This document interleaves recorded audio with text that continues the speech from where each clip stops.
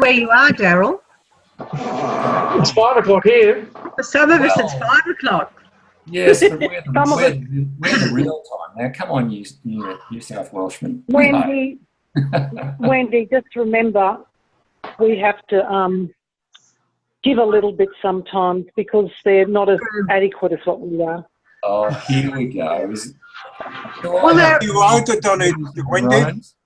So let's get back on track. I can't believe Darryl even comes down to our meetings, and when he comes down, he wears purple-coloured, football-coloured shirt and socks.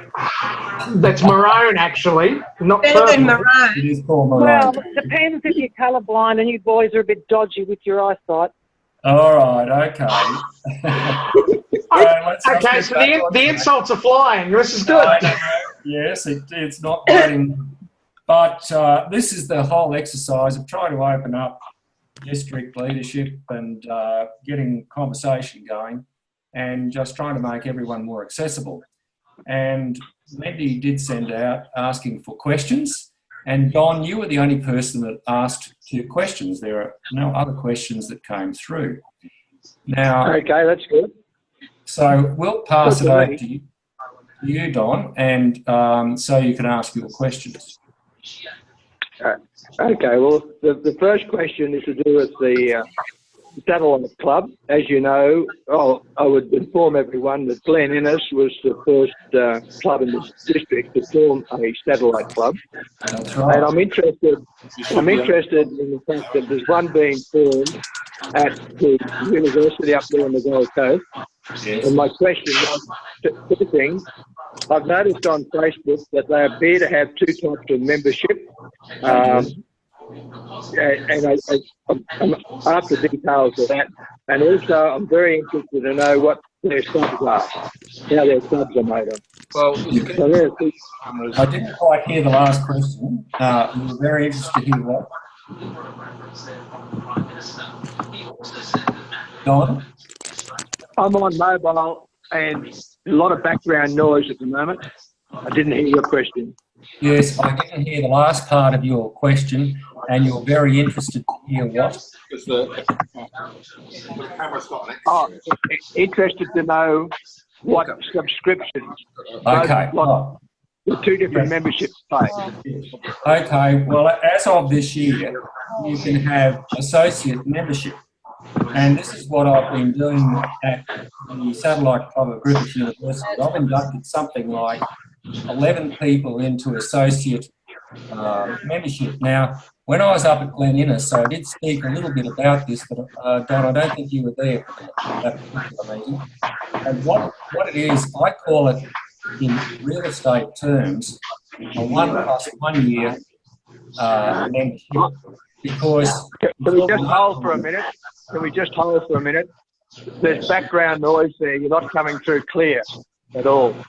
Okay, Don, I've actually muted everyone. So the only way there's going to be background noise now is perhaps your mobile phone reception, because nobody else has got a microphone open, including Wendy and myself are muted. Okay, let's try again then. Okay, well, I'll start again. I've inducted quite a few people into this associate membership, which is just new this year.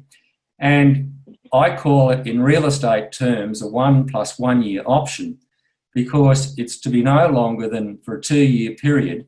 In other words, if someone says to you, look, I'd love to join Rotary, or I'm apprehensive about Rotary, I can't commit the time, say, well, look, come along when you can, and we'll join you in as an associate member.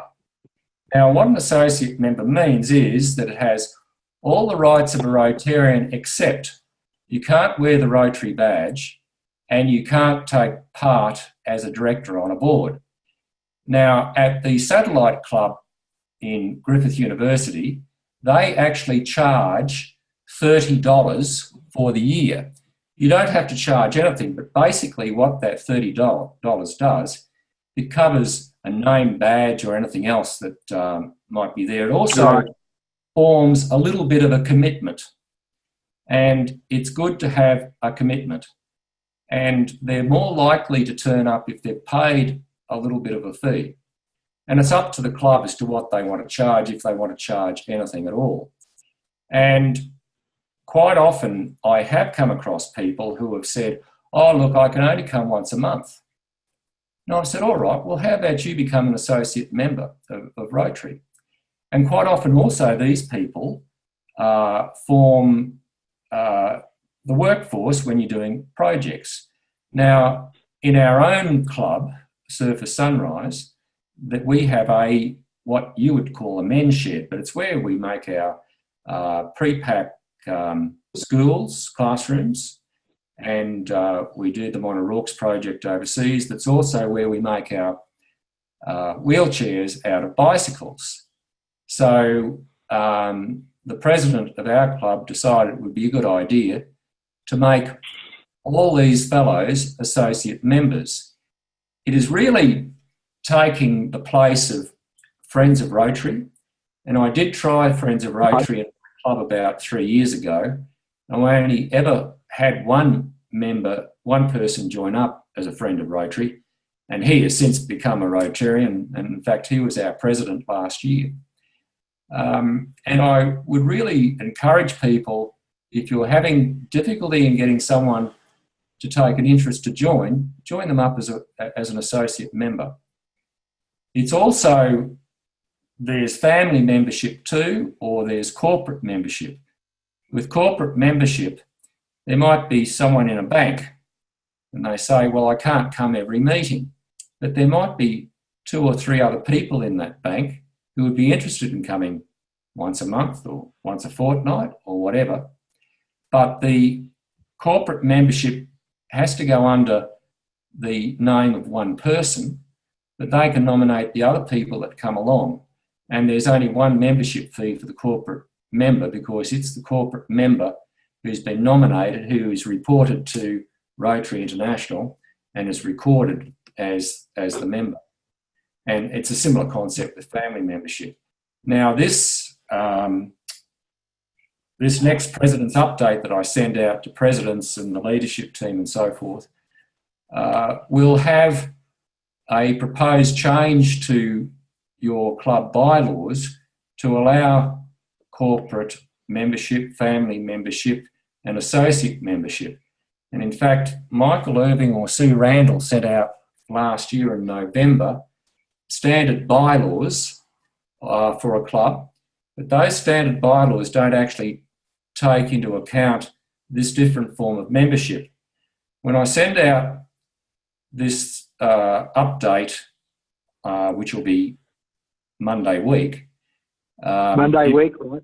Yeah, it will have the bylaws of the Rotary Club of Ashmore Village, Ashmore Club, sorry, which did not follow the standard bylaws that was distributed last November, but I'm also attaching the standard bylaws that were sent out in November, which still doesn't accommodate this new form of membership. So you could quite easily, if you've got the standard membership bylaws, just add this membership clause that the Rotary Club of Ashmore has.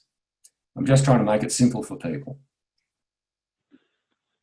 Well, our club wouldn't have had anything at all, so they could just look at what you're going to send out, and if they decide to adopt this, do it, yeah, correctly. Okay. It will show the bylaws as standard for New South Wales and a separate standard bylaws for Queensland, because there are just a couple of differences, mainly child protection, where we have the blue card in Queensland, and there's a different system in New South Wales, and there's the Corporations Act, which is different in New South Wales to that of Queensland.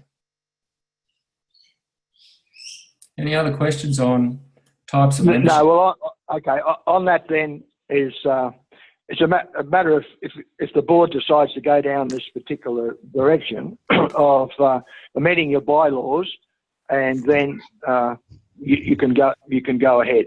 Now, the reason I was suggesting this to our club, is the fact that because of our age, the evening club, we just don't, look, I'm a typical example. I'm 80 years of age now, and I've just gone through a cancer operation, and there's lots of members, 75 and over. We just don't have the energy as far as what is required in our community to do community work, which is very important.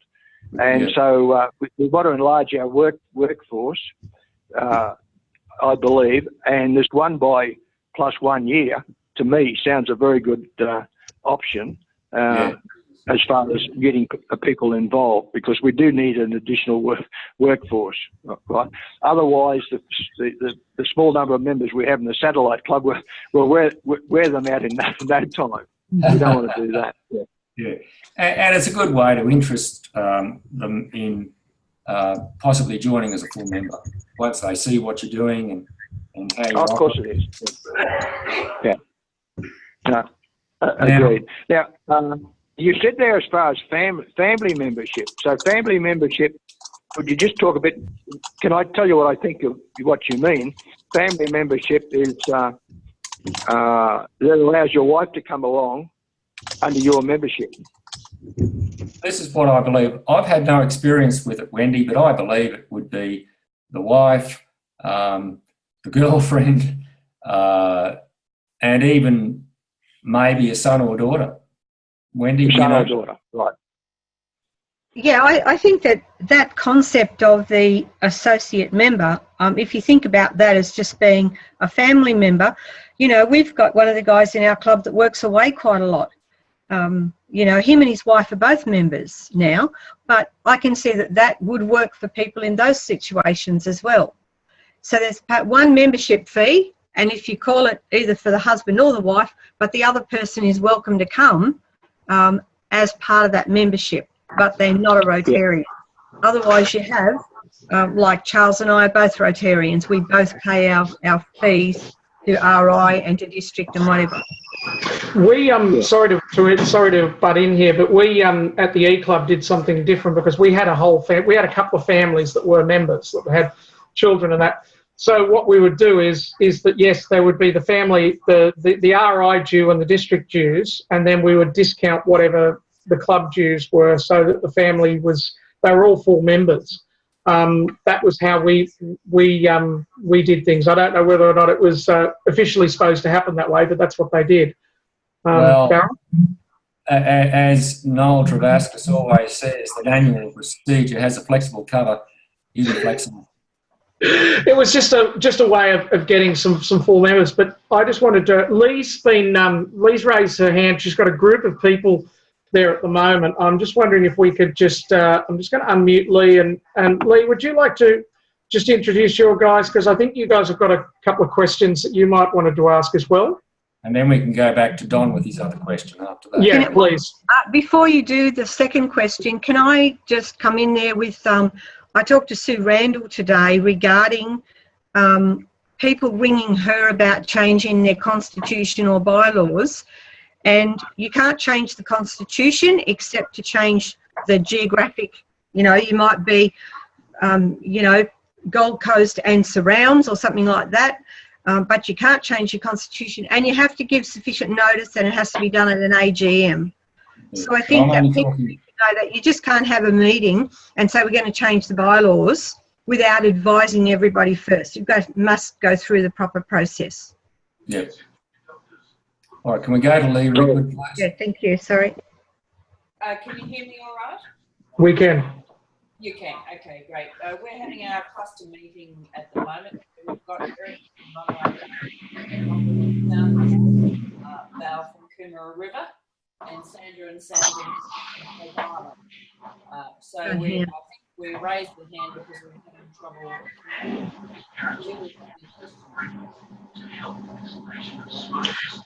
You may need to speak up a bit, Lee.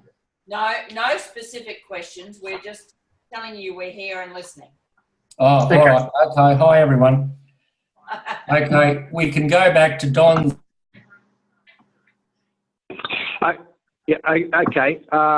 Look, I'm pleased I've asked that question, and I've asked it from the viewpoint that I think that we in Glen Innes have potential of using those three categories. Membership, family, and the associate membership. So I'll talk to the board regarding the memorandum of articles that we can change. There'll be no trouble for us to organise a special general meeting. Don, at the Glen Innes Club, I'm pretty sure I did mention when I visited the 1 + 1 year option in my terms for the associate membership, so it won't be you either. Yeah. Lots of doctors then, you're here, so anyway, doesn't matter. I'll take it up. I can do a good selling job on it. Yeah. Okay, good. Now your second question? Now the second question was to do with insurance, right? Yes. And the question was that if I attend the international conference, I'm applicable that I can apply for insurance, to district insurance. And the other thing, having turned just 80 years of age, I was wondering if there's any restrictions on the insurance, if it is available, like it is for a Rorke's program, whether there's any restrictions if you're 80 years of age and over. I can't answer these questions, but I know Wendy has looked into some of this. Wendy, you're muted. Wendy is muted. Now you're right. Okay, thank you. Yeah, thanks, Don, for that question. And I think the insurance does cause a lot of confusion. I've got a copy of a document. I was unable to get our insurance advisor yesterday. I got your question yesterday, but I went back to my 2014-15 insurance policy wording, and part of your question relates to over 80, and yes, there are different levels of compensation, if you like, for different ages, like under 13, 13 to 17, 18 to 79, which is where most of us fit, and then 80 to 90 and 90 to 95. Right. So with the 80, if there was accidental death, you would get 50,000, or whoever is left would get 50,000 instead of 250 if you were in your 70s. And over 89, you would get nothing, or somebody would get nothing. And same with paraplegia or loss of sight and all of those. And as far as loss of earnings, there's nothing there for anybody who's over 80 either. So yeah, the main concern, and particularly being North America, is medical. Yeah, sure. And that's fine. And let me just explain to you about the medical. Part of your question that when you wrote on the email was about how many days cover. And I'll read you the wording so that everybody knows this. While you're engaged in a journey, and that means to do with Rotary business, so that could be international convention, it could be a trip to a conference in another district within Australia. You know, if Peter Saville was travelling down to Sydney or whatever, you know, I inquired about this when I went to the Kimberley, because I thought, gee, if I had to be helicoptered out of there, I'd already just been to a Rotary Institute, so it fits the definition. Now, what it says is that any private travel is limited to 60 days, but the maximum trip duration is 90 days. So where you've got a situation like a group study exchange, or as it's now called group cultural exchange, they might go for a month, and they would have, you know, 60 days either you know, before or after. Whereas if you went to an international convention and it's 4 days, then your cover would be up to 64 days. 64 days, right. Yep. And as far as pre-existing conditions, and most people who are over 65 would have perhaps a pre-existing condition. The most important thing with that is you need to go and see your doctor and get a letter that says you are fit to travel.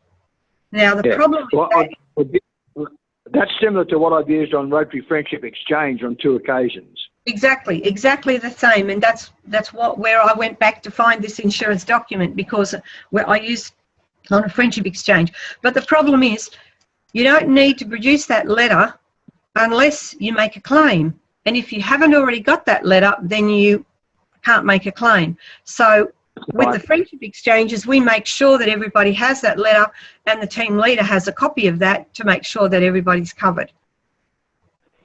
Right. Okay. Well, would you mind, look, I'm sorry to be a pain, but would you mind just checking with the current, when you get a chance, the current district officer, just to confirm that what you've said is correct, which I believe is probably correct because that's what it used to be. But we never know these days with insurance companies changing small print. Actually, I'm just reading down here where it says medical and additional expenses and cancellation and curtailment expenses. It basically says it's unlimited up to age 79, but there is nil cover once you hit 80. That was all blurry then, unfortunately. What was that? Nil cover? Once you hit 80. For medical and additional expenses and cancellation and curtailment expenses. Okay, that rules me out there.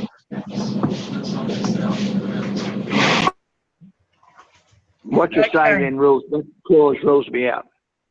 Yeah, I'm happy to speak with Graham. I put a call into him, as I said. I haven't heard back from him, and I believe a few people are having trouble getting onto him. So yeah, no, I think that's fair enough. I can understand that at 80, it's all over for insurance. Yeah, but anyway, look, I'd like that confirmed. That'd be great. Thank you very much, Wendy. Sure. Okay, I will. As long as your email address is noted on the district website, then I'll be able to find it. And and perhaps if I can get a copy of this, the policy wording, up-to-date one, then obviously I'll be able to send you that. Okay, good. And then I'll be able to, for our newer members of the club, advise them of that feature. Sure. That's available to them, yeah. And particularly it's very important if they go on a Rorke's project. Yeah. Okay. Yep, all good. Thank you. Thanks, Don. Very good. Now, they were the only two questions that Wendy and I had. Has anyone else got questions? I can hit you with a question if you like. Right, Scott. Kind of relates to that last one. How do we verify that we're covered by insurance if we book a ticket, say, to go to? Are we covered for travel insurance for that? I believe we are, but we're. I didn't hear half your question, Scott. Your voice popped out. Yes. So, if for some reason you've got to drop out of a trip for work-related reasons, are we covered by Rotary travel insurance for that? I'm not sure that any insurance policy would cover you for work-related. You know, if there's a cancellation, it's because of medical reasons. Scott, what I think we should do on this, because it's a critical issue, I think this question needs to be put in writing so we can refer it to our district insurance officer for a formal reply, because it's rather dangerous, Wendy, for us to even comment on that. I think maybe, Scott, if you can send an email to Darryl or to me, whichever you like, and we can forward it on and get an absolute word, answer on that one. And it's much better to have something like that in writing. Yeah. No worries, thanks for that. Okay, I'm just going to unmute everyone again and so they can ask a question. So everyone's unmuted. So who would like to ask another question? Regarding that long list of resolutions which Tony Heading sent out, who is actually making the decision how the district is going to respond? Well, Tony Heading is Franz. Heading himself. Especially that one under 20. Tony tells me that that's been tried and tried and tried again, And it seems to be the Philippines that keep putting it forward, and he's going to try and get that knocked on the head because it just doesn't work in Australia. Until you put them up. Sorry, what? Could someone repeat that again, what they said? Karen, did you say something?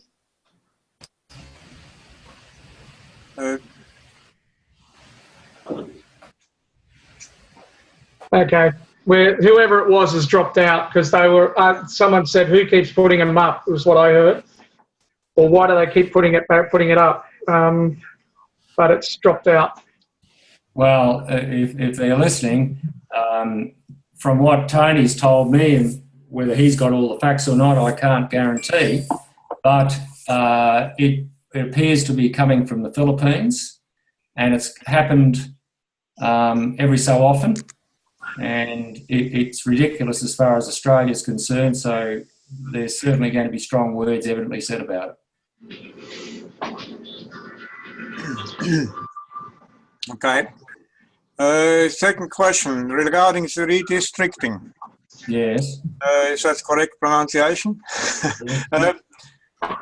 The question is, when you look at that map of Australia, it looks like they have essentially divided it the same way as the British divided it 200 years ago or 100 years ago as a forms of state, and when they divided up Iraq and Iran and so forth, made you the ruler.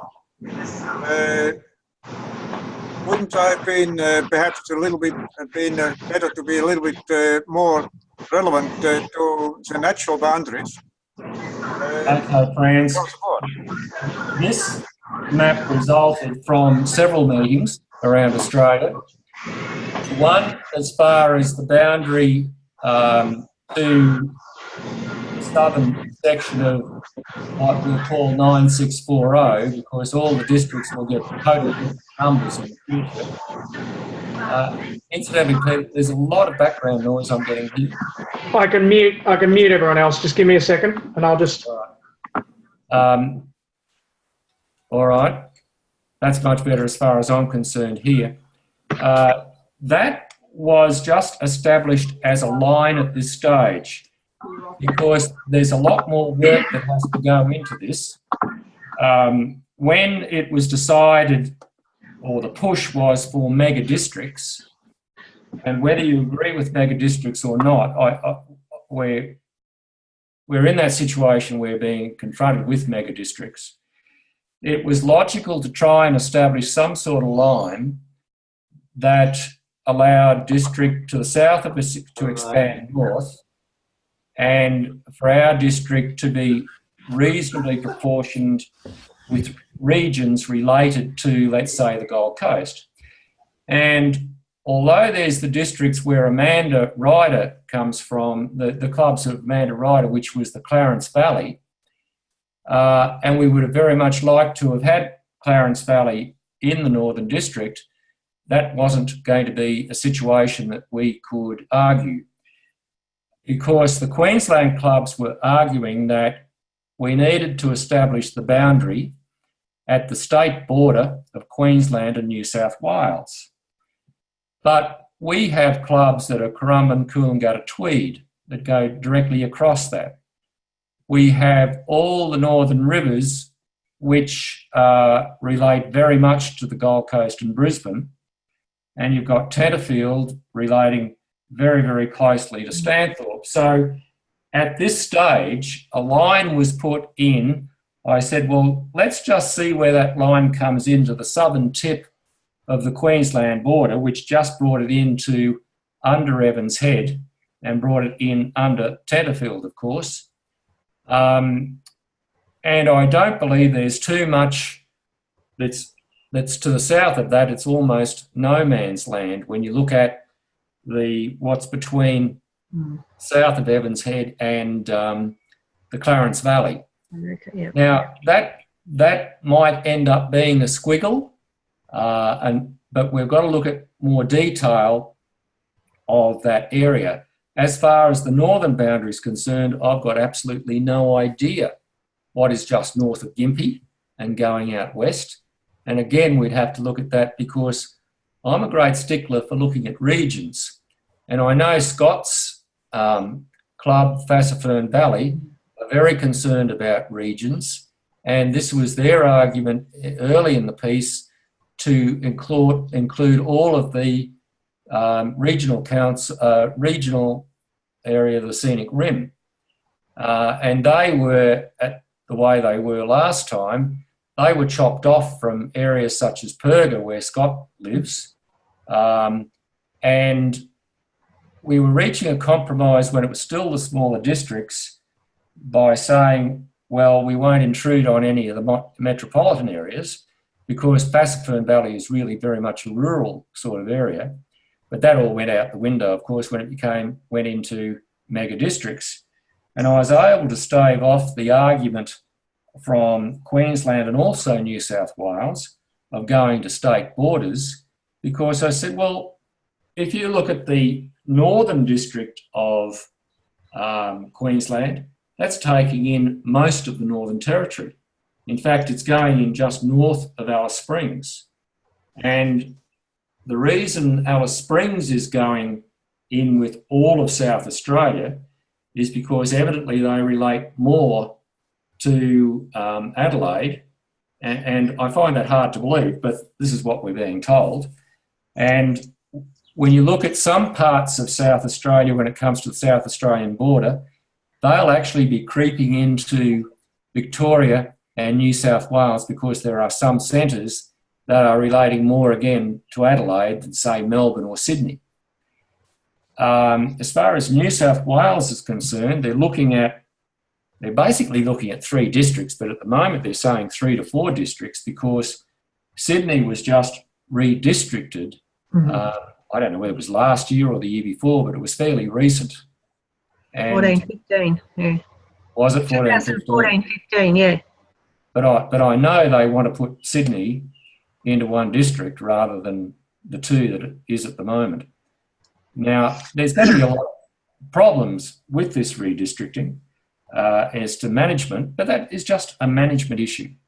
And as I said in my newsletter, the assistant governor's concept probably disappears in favour of regional governors, and because this has been talked about, but the assistant governors look anywhere between 4 to 7 clubs, look after, where the regional governors might look at 20 clubs or 25 clubs or 30 clubs, I don't know. I'm actually been appointed to the working committee for our district, as every district, existing district, has to nominate someone who is going to do that job. But there's also a working committee that's been established of about 12 people in strategic planning, and that includes people such as from our district, Kay Titmarsh, because they want to look at the Millennium's viewpoint on how districts are run. A little way to go, but it is actually happening on the 1st of July 2021, and I know there will be resistance by Noel Travascus and RI to try and hive off various parts of a district before that date. So that's all I know at the moment. That's good. With otherwise, it's still a work in progress because it's not just the Queensland area.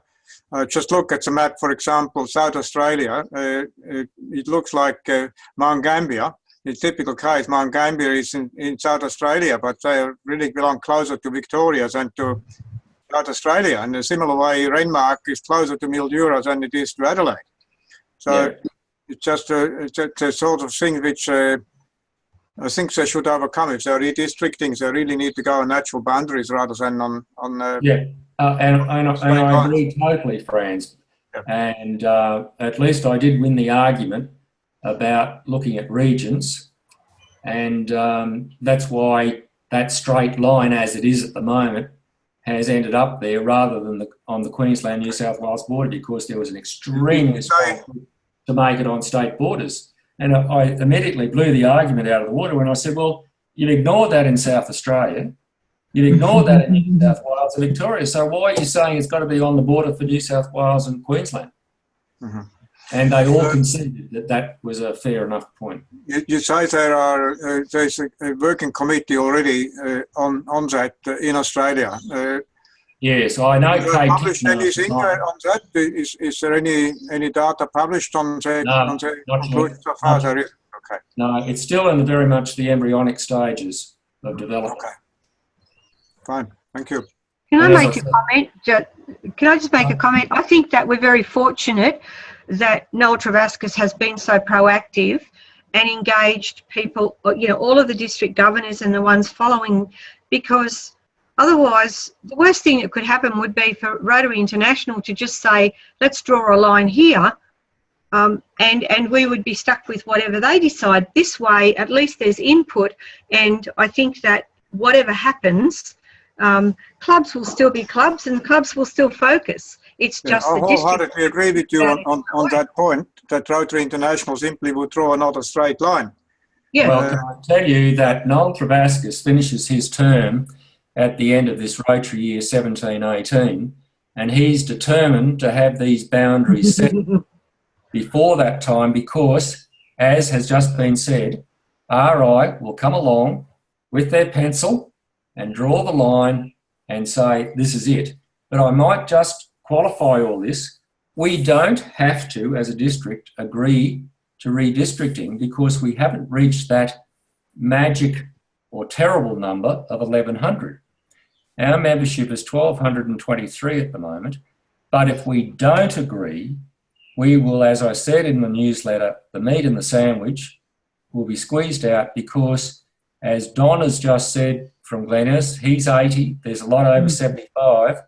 A lot of those clubs are going to start failing or are going to have to start introducing the satellite clubs to get the clubs reinvigorated because they'll just go out the back door and our membership will fall below 1,100. And it is being suggested at the moment that in 3 to 4 years' time, our membership in our district will be down to the 1,100 and we would be automatically redistricted and we would have absolutely no say in what happens. So at least we've got a chance of having a say right now.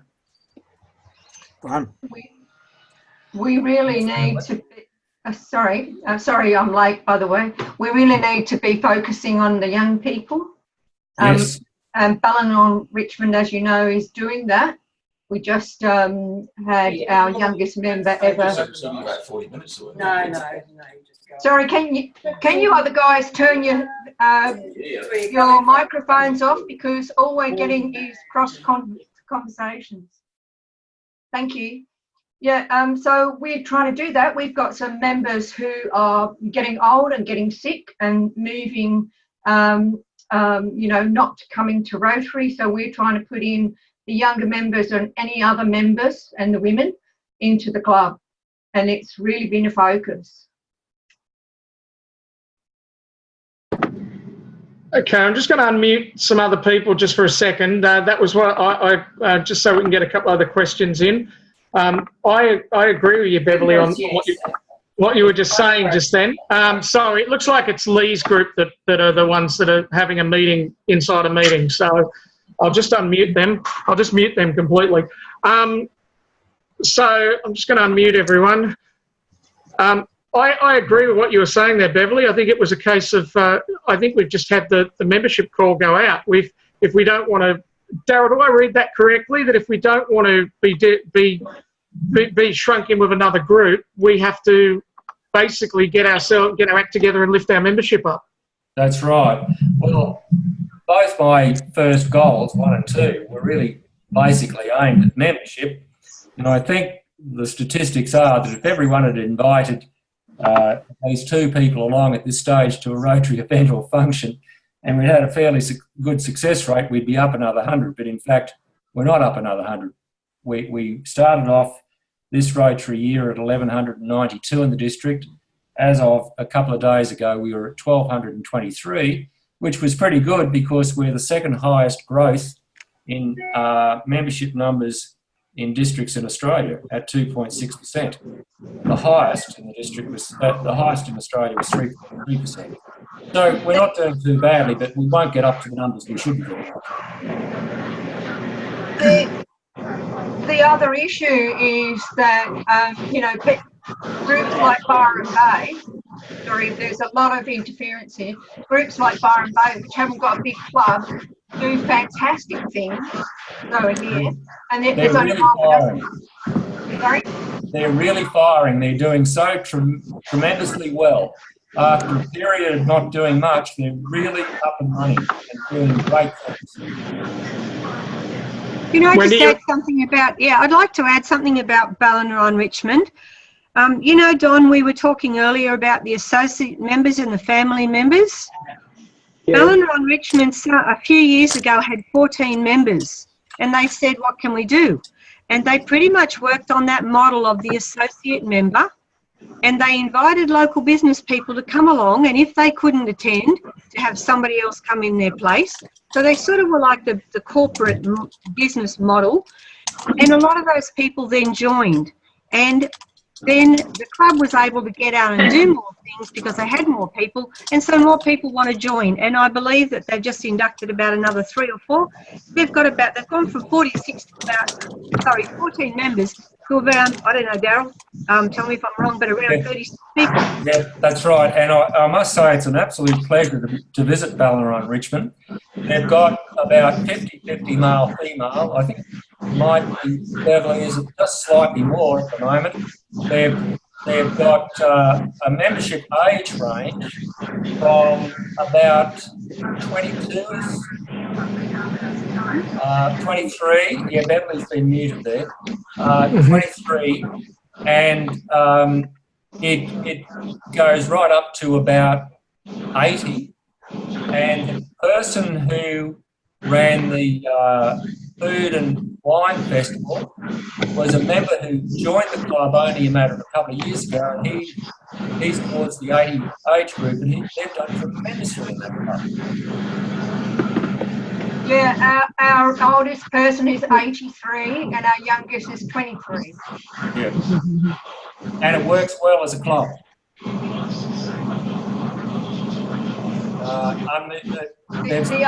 The older people mentor the younger people.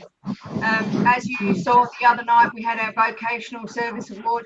Those 2 girls who ran those awards had never been involved in awards. They hadn't seen any of the awards. All they did was use the notes that I gave them, and I mentored them. Yeah. And this is the beauty that the club's letting the younger members and the newer members do their own thing, and they're mentoring them along the way, and the club is working exceptionally well.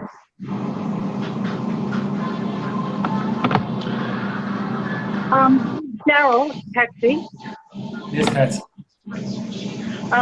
Wendy can add a bit to this, but as you know, recently Anne and I went to the membership sort of emergency conference down in Melbourne, and everything that you've just talked about was sort of brought to our attention. We split into small groups, and what was made quite clear from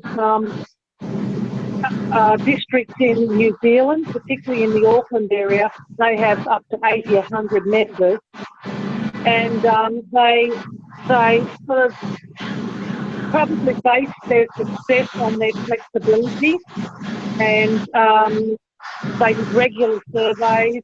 They looked at real options, so that if you're in a routine and having breakfast meetings or evening meetings, that may not work, so they broke it up a bit. They had the flexibility in there. They made sure that they had, if they had younger members or business people, as you were just mentioning, that within a certain amount of time for them to settle in, they incorporated them into meetings. They were given jobs, they were given some space to go and do whatever they could to have some ownership of their role in Rotary. And they had huge success stories. And the other thing that they were talking about was, as you said, with the associate members, and looking at diversity, and diversity wasn't necessarily the ratio of having more women or younger people. It was the diversity within the community, and really earmarking an area. Say, for instance, as you know, because we're from the Wollongbar, and what I only found out recently, there's a big Indian community in the Wollongbar, and they were talking about when I go back to New Zealand, they were targeting all the Chinese, for instance, who have moved into the community, who very much have a community within the community of Auckland. So they saw those as high need areas because these particular diverse groups hadn't actually, they'd worked really well within their own communities, but hadn't moved out as a sort of secure base from those communities. So those particular Rotary clubs approached them, got to know them, got involved in their immediate communities, went and got involved in them. They had like thousands of different sort of subcultural groups within those Asian communities there, told them all about Rotary, which they knew nothing about, invited them along. They went into their world and talked about Rotary, and they said it was a huge success. That's good, because this must be a common topic of the three clubs in Wollongbar, because I discussed this only the week before last with Wollongbar and Wollongbar Central. And if you look at the Gold Coast, we've got a huge Asian population. How many Asians do we have in our Rotary clubs? Not many. Not many. That's right. We need to do something. And every community, because we're talking about more remote areas, but what they were saying is, for those of you that may not be aware, this was a sort of an emergency membership meeting because of the dropping numbers, as Daryl and Daryl was just sort of talking about, and so all the district membership chairs and their sort of support team all went to Melbourne and New Zealand. So it was Australia and New Zealand, and we had a full day of discussing how we can change this membership. And that was a big part of the day, talking about diversity and recognising what's happening in our community. And if, for instance, with the university, because that is a young people's world basically, then target it, get in there and work it. And say in the Wollongbar, there's Indian, up your way, Daryl, there's a big Asian community, and they live within their own community. So we need to sort of go try and get into that community, get known, and be able to sort of show our brand within that community. And that was a huge base. And that can happen at Stanthorpe or Gundy or, you know, down at Cleanliness, wherever it may be, because there will be, it might be a church group, it might be a sort of just a small community group, it might be community services, it might be through your local council, it might be through a university or TAFE to earmark the younger ones. And just to pick up on something else you just mentioned, not next year but the year after at Central, the incoming president of that club was with me at Ryla last year. Right. So she's in her mid-20s, Catherine. So now these young people that were with me at Ryla, they are now joining the clubs. We had about 8 or 10 of them who finished last year who are now active members of Rotary clubs. Right. Particularly up your way. So, Don, I've just had a thought, and also Amanda. In your areas, in Don's area, there's a wind farm being constructed, and Amanda, down in your area, you've got all those bridges under construction. You could reach out to a lot of those workers that are all staying in motels and join them up as associate members. I know they're from different areas and so forth, but you know, we need as many hands as we can possibly get. What do these people do when they're not working during the day? What happens to them on the weekend? What happens to them at night when Rotary Club meetings are on? You know, there's a possibility. I know each time I've tried to book into a motel in these areas, I've had to book in very early because all the motels are booked out because of all the workers that are in these areas. When you're ready, I can make a comment from Glenn. Yeah. Yes, Don. Okay, well, they're construction workers, and they go to work. They start at 7:30 in the morning and work through to late at night. Most of the time they work six days. They come from many parts of Australia, and they're only here for a period of time as construction workers, and then they leave. They're gone. What about the engineers and so forth, the supervisors? No, there'll be a very small workforce left over. I know of one chap who is on maintenance, and I think that is a total of about 10 people on maintenance. It was only a thought, because I know that there's so much fair enough. in these areas. No, fair enough. Yeah. But what they also did to answer that as well, sorry, to support that, in Auckland, because the Auckland Club obviously is in the city, so what they do is they have coffee meetings. So these people who come into the city for work, these corporate people, they actually meet either for breakfast for a coffee or for lunch for a coffee and play that role as an associate member. So they will meet, they will sort of chew the fat on whatever needs to be in the time space that they have, then they'll go back to their work and they'll do that on a regular basis. And apparently that started off on a smaller scale, and that is a huge success now, so that they can disseminate information, get to know in advance what they need to be involved in, what decisions they have to make when they go back to their home areas. And they just talked about that flexibility and also working far more proactively in your cluster and getting your DGs more involved. I'm a great fan of these coffee meetings, as you would well know, with making yourself available for coffee meetings around the district. And also, when a club meets in a coffee shop occasionally, it makes the club very, very visible to the community. I am just jumping in on that whole thing with New Zealand. It was going to the convention in Sydney in 2014 that made me stay in Rotary. I was pretty much done because the club that I was in, which is in a different district, I live in 9650. Warhope is in 9650, and I was going to a Warhope club that was basically a bunch of old blokes sitting around the table whinging about how the town was going wrong and you couldn't do anything because council was getting in the way, but yet you'd see Sunrise in Port Macquarie out building things, doing things what I remembered Rotary doing. When I met the New Zealand Rotarians, they were doing things what I remembered Rotary did when I was 8, 9, 10, right through to about 15. They were out fixing people's homes. They were out doing the things that I remembered Rotary clubs doing. And that's what these guys were doing. These coffee meetings, meeting in a pub, not having all of these crazy standing up singing the national anthem and all this sort of stuff. Which the minute you say that, you lose a lot of the younger people. You do indeed, and we do need to move on and modernise. Now, look, I'm just looking at the time. It's 6 minutes to whatever hour you would like to call it. Very diplomatic. How about I just go through the names here to see if there's anyone who wants to ask questions. I'm going to unmute everyone. I think we need to start. While they're thinking of a question, can I just throw something else that happened at that meeting that Patrick talked about? And they talked about a group that just met on a Sunday afternoon.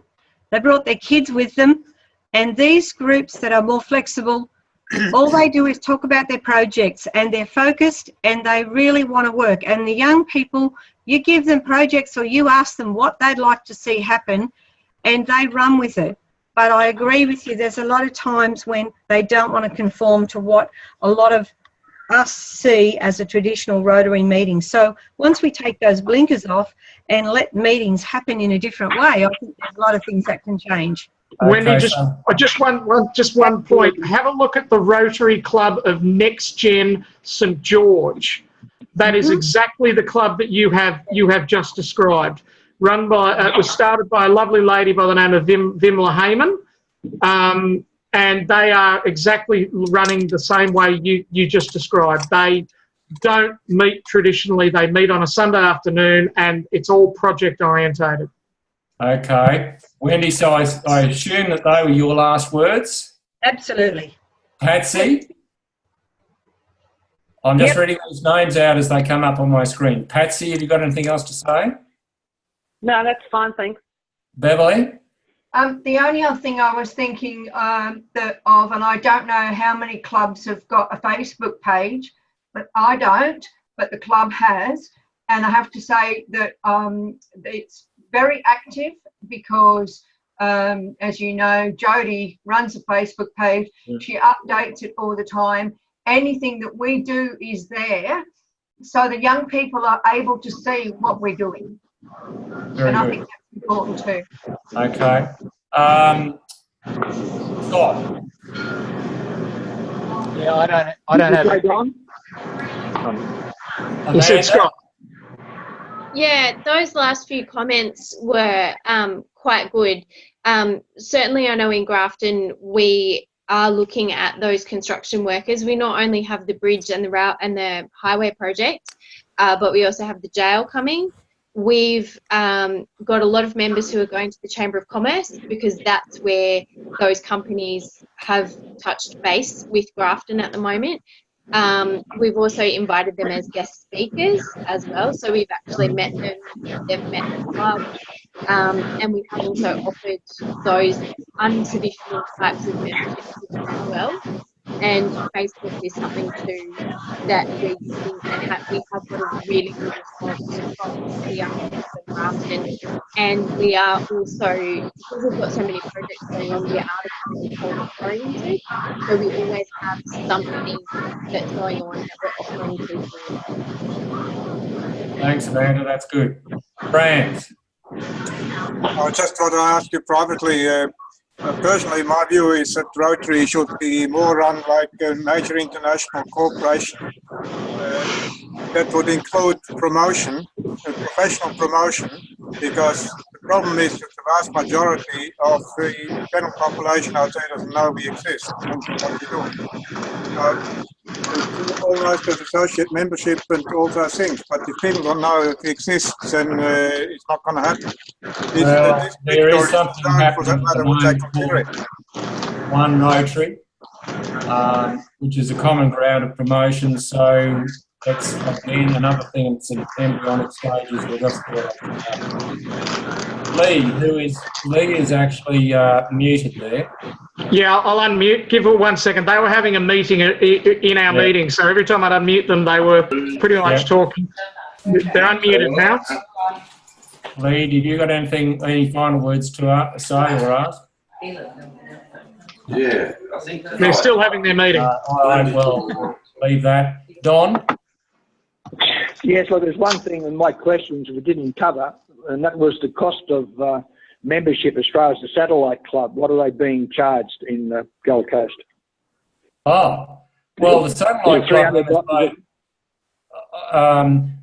Lee would probably be able to answer more than I could, because I believe they still pay what a normal fee would be as a Rotarian. Of course, they're Rotarians. I know they might be subsidised in the early stages, and I know that there were a few students who were members of the satellite club that were subsidised by Southport, but I don't know whether that still is the situation. If Lee could hear me... The normal fees are $300, isn't it? An annual fee, roughly, for clubs is $300. It's roughly. I know some clubs are only charging $240, but that's their choice. But and there's some clubs that are charging more than $300. Like mine. My own club is charging about $300. Can I just say with that, I think if clubs want to subsidise members in any way, it's a club decision. But if they are a member, they're still like the satellite club members. They all have to pay RI dues and, district dues and club dues the same way as all of us do. But I know in Southport that there were some, they subsidised a certain number for perhaps a half for the first year and then a third for the year after, and then they were on their own for the year after that. Thanks, Wendy. Right. Okay. Karen. Yeah, I don't know if you can hear me or not. I don't have a very good connection.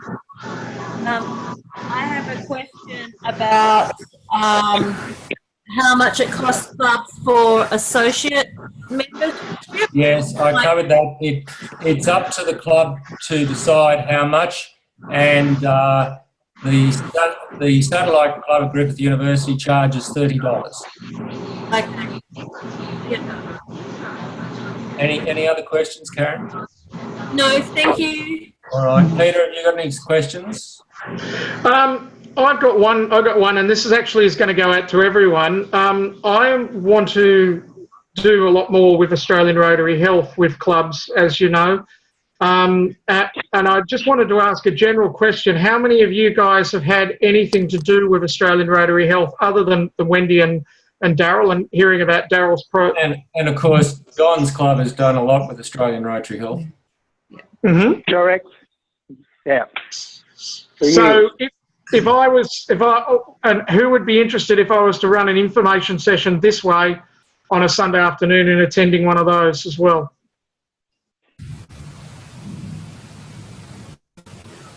Yes, no. I would. Maybe. I think Leela Thompson from Grafton Midday would be interested. Brilliant. Well, I'll get some info out because I want to get one organised within the next few weeks. All right, okay. Now, have I missed anyone for final comments, because the hour is on the hour right now, either 5 o'clock or 6 o'clock? My comment will be, Daryl, is that not many people know how to use Zoom. Yes. And I just wondered whether there was an issue there, Peter, because I use it because I use it at uni every day. So, but not many people would know how to use it. And so therefore they might not be here because of that.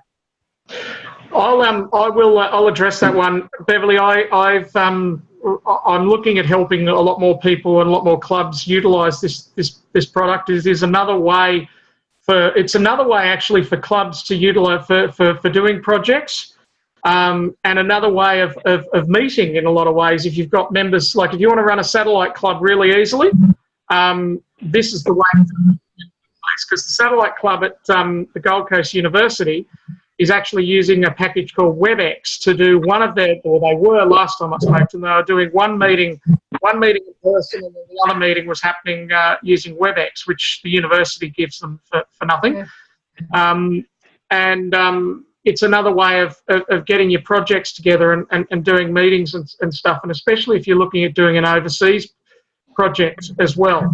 And another great way of getting guest speakers from overseas, if you need to do Rotary, you need a projector, a laptop, or an iPad, and you can have a guest speaker from overseas really, really easily. So I'd be happy to help anyone in district utilise this technology a lot more. Thanks, Peter. Thanks. Great. Everyone, look, thank you very much for joining in today. I hope we've been able to answer your queries satisfactorily and give a little bit of extra information. If you feel like you'd like to do it again shortly or whatever, we can set up another one. But thanks, Peter, we're using our eClub's license to have this Zoom meeting, as we've been doing so far right throughout this year. So thanks to the eClub. Also, Peter. Not a problem. And I have one question for Peter before we go. You'll email us the link each that I then can send to the board members, the Glenniners Club, where they can listen to this broadcast. Yeah, we've actually recorded it to the cloud, so I'm about to log in and download it. And yes, we will upload it to a spot on YouTube for you. So I'm about to go and do that now, warts and all, unfortunately, Daryl. So thank you, everyone. All right, thank you. Thank you. Okay. Good night. Bye. Good night. Thank you. Good night. Thank you very much, guys. I'm just hitting the stop on the record.